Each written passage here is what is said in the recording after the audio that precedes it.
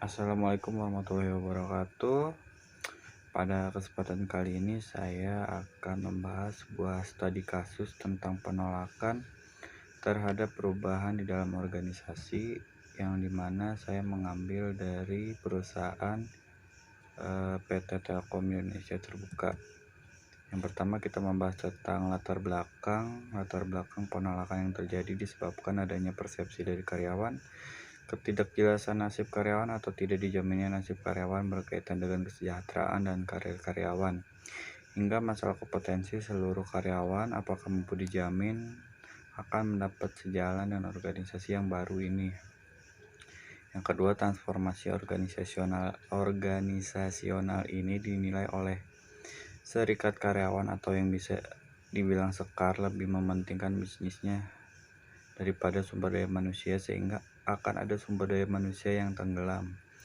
Hal ini sesuai dengan yang dijelaskan oleh pengurus Sekar se-Indonesia bahwa transformasi organisasi tidak jelas, terutama menyangkut people atau karyawan, yang ditegaskan kepada Ketua Transformasi Organisasional yaitu Arif Yahya. Alasan penolakan semakin jelas karena tidak adanya jaminan terhadap nasib karyawan atau karyawati yang berjumlah kurang lebih 24.000, dan hal ini tidak dikehendaki oleh serikat karyawan atau biasa dibilang Sekar. Lalu ada cara mengatasi penolakan atas perubahan.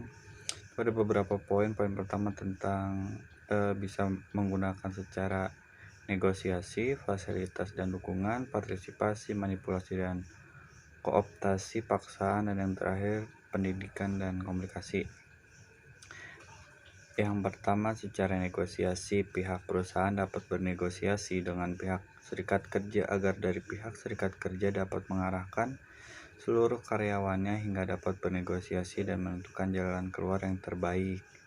Selanjutnya, fasilitas dan dukungan, di mana perusahaan mengadakan pelatihan demi menunjang komputerisasi yang akan diterapkan di perusahaan itu.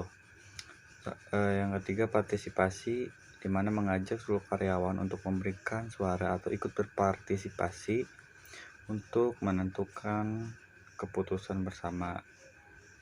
Poin keempat, manipulasi dan kooptasi, mengatur secara selektif dan memanfaatkan informasi dan mempengaruhi pihak-pihak yang menentang perusahaan.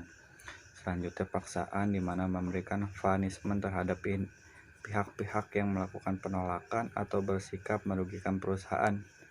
Yang terakhir adalah pendidikan dan komunikasi, di mana komunikasi ini merupakan hal yang paling penting, di mana kita harus mengkomunikasikan segala hal yang terkait akan perubahan agar tidak terjadi kesalahpahaman yang akan memberi dampak negatif terhadap perusahaan atau karyawan.